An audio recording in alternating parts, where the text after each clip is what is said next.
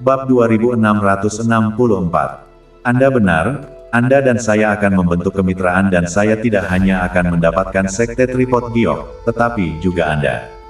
Tapi bagi saya untuk tinggal di sekte Tripod Giok sepanjang waktu, itu tidak mungkin. Saya memiliki hal-hal yang harus saya lakukan. Kekuatan klan di bawah saya jauh lebih tinggi dari klan Tripod Giok Anda, dan saya memiliki banyak orang kepercayaan di sekitar saya tidak bisa menyerahkan seluruh hutan untuk satu pohon. Chen Ping berkata dengan wajah tenang. Mendengar kata-kata Chen Ping, ekspresi Liu Ruyan melayang sejenak, dan rasa kehilangan menyelimuti wajahnya.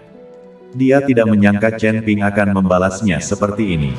Kata-kata Chen Ping membuat Liu Ruyan sedikit malu, tetapi dari samping, itu juga membuktikan bahwa Chen Ping bukanlah orang biasa. Kekuatan klan di tangan Chen Ping jauh lebih tinggi daripada sekte Tripod Giok, jadi Chen Ping pasti putra dari klan yang luar biasa. Dengan cara ini, Chen Ping tidak peduli dengan sumber daya dan kekuatan sekte Tripod Giok. Permisi, Liu Ruyan meminta maaf dengan canggung, lalu berjalan ke depan dengan cepat. Meskipun aku tidak berjanji padamu, tapi tidak apa-apa untuk membantumu mengambil kembali sekte Tripod Giok. Bagaimanapun juga, aku sekarang dianggap sebagai murid nominal dari sekte Tripod Giok. Kata Chen Ping untuk meredakan rasa malunya. Benarkah? Liu Ruyan membeku, dan kemudian menatap Chen Ping dengan senyuman di wajahnya. Kalau begitu terima kasih. Sudah larut malam, lebih baik kita kembali. Kalau tidak tetua ketiga akan berpikir tidak masuk akal lagi. Kata Chen Ping. Liu Ruyan mengangguk dan mengikuti Chen Ping ke belakang. Tapi saat mereka berdua baru saja mengambil 2 langkah, beberapa bayangan hitam tiba-tiba menghalangi jalan mereka.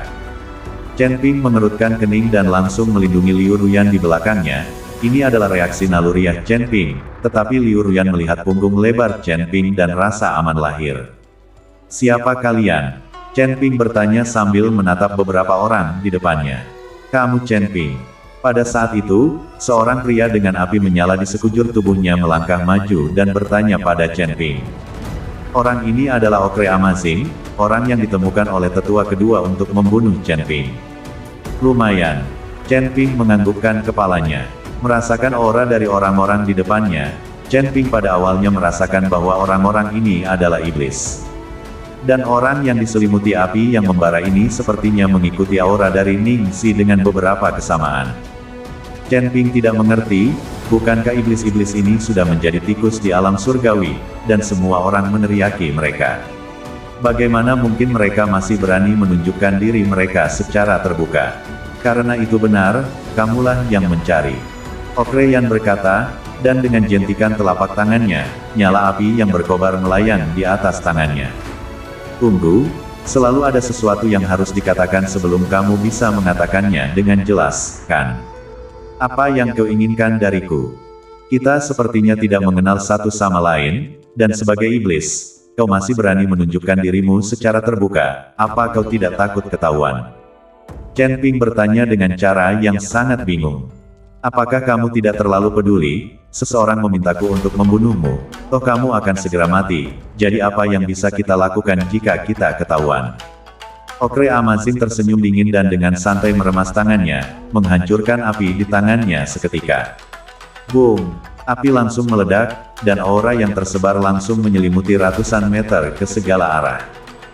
Jelas, ini adalah semacam formasi perisai yang diletakkan oleh Okre Yan, agar tidak membiarkan auranya bocor dalam beberapa saat, atau seseorang akan merasakan aura iblis dan berbondong-bondong ke arahnya. Dan alis Chen Ping berkerut dalam sekali lagi setelah dia merasakan aroma ini.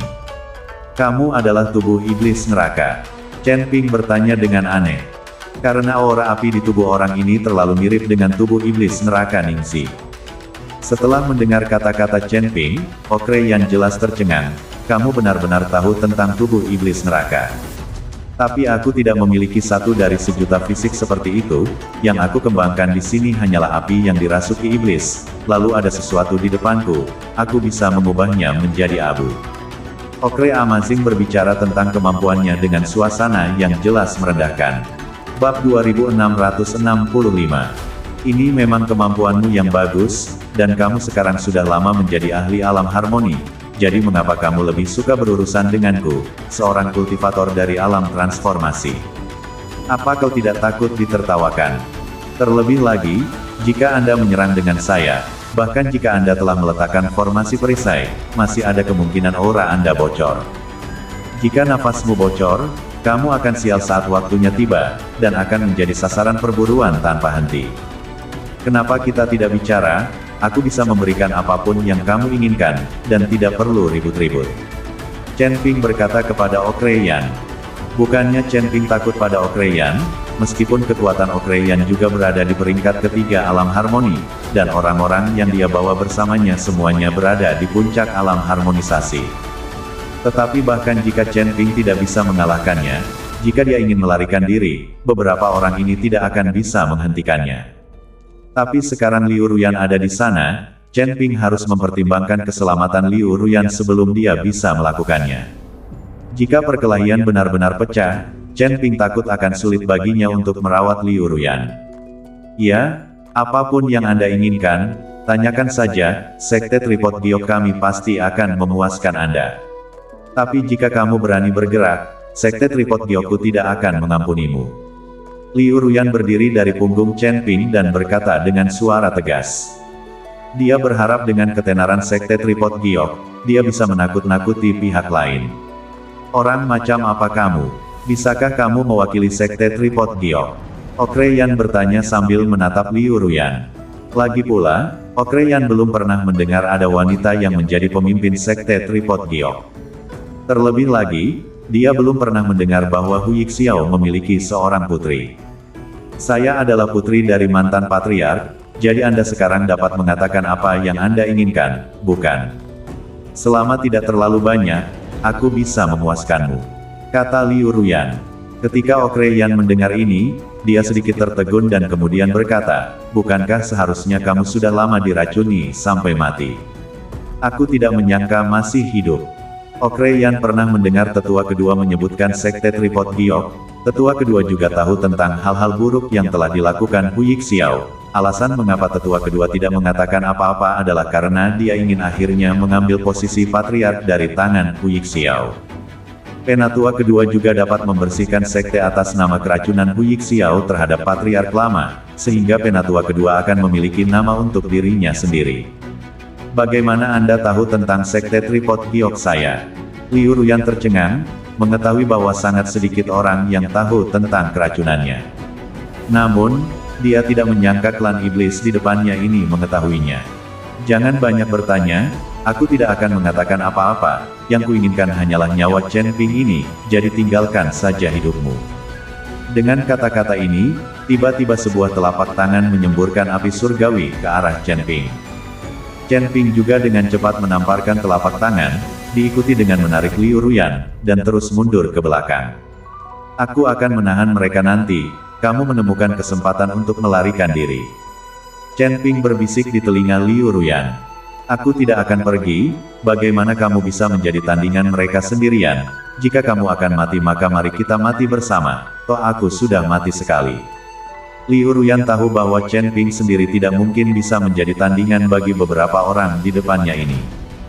Aku akan membiarkanmu melarikan diri, kamu bisa pergi dan mencari bantuan pergi dan ambil penatua ketiga. Aku akan baik-baik saja, meskipun aku mungkin tidak bisa mengalahkan orang-orang ini, tapi tidak akan semudah itu bagi mereka untuk membunuhku. Chen Ping mengikuti Liu Ruyan dan menjelaskan. Kalau begitu kamu harus bertahan, aku akan pergi dan memanggil penatua ketiga, begitu penatua ketiga datang, tidak perlu takut pada mereka.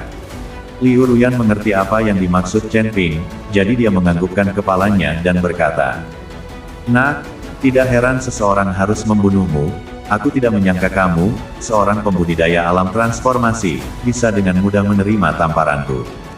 Okreyan sangat takjub, dan kemudian memimpin anak buahnya untuk perlahan-lahan mengepungnya. Melihat ini, Chen Ping meraih tangan kanannya dan pedang pemotong naga muncul, diikuti dengan aktivasi tubuh emas yang tidak dapat rusak, tubuhnya tertutup sisik emas. Bab 2666. Kemudian cahaya keemasan yang bercahaya meletus dari tubuh Chen Ping, memetakan langit yang berangsur-angsur menjadi gelap dengan cahaya keemasan.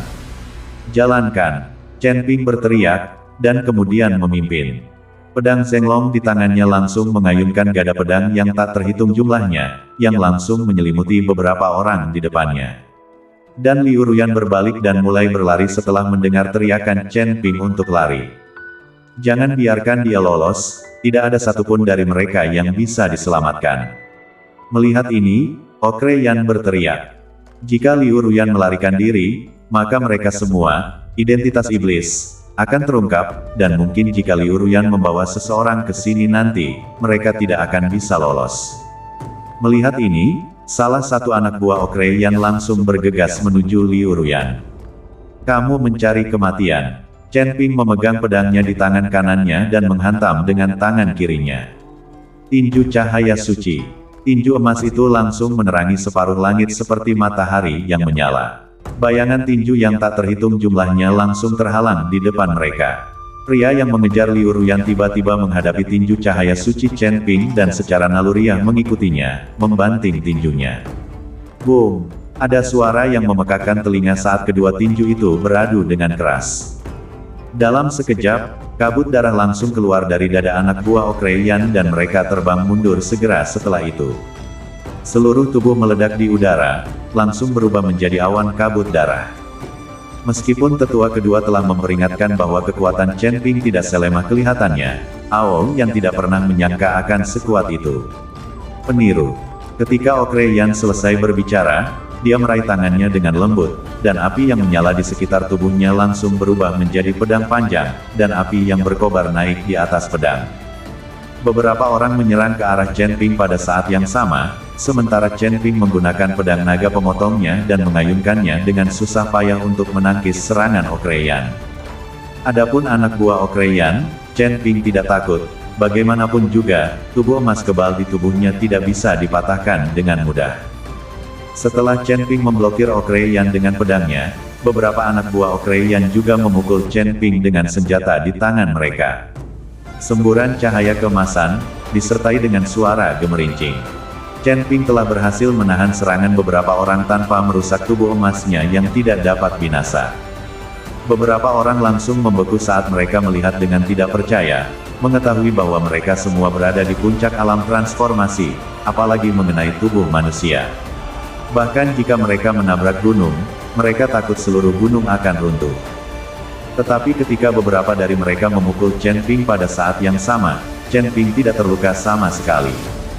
Organ dalam Chen Ping terguncang pada saat ini, bagaimana mungkin Chen Ping tidak terluka ketika beberapa pembudidaya di puncak alam transformasi menyerangnya pada saat yang bersamaan.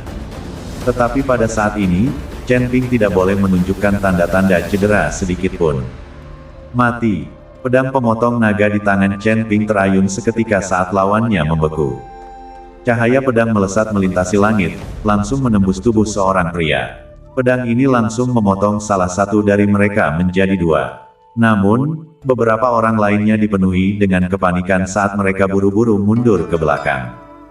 Okre Yan memandang Chen Ping dengan kaget, ini baru saja bergerak dan dua anak buahnya sendiri langsung dicincang sampai mati. Pada saat ini dia akhirnya mengerti mengapa tetua kedua pasti memintanya untuk memimpin tim.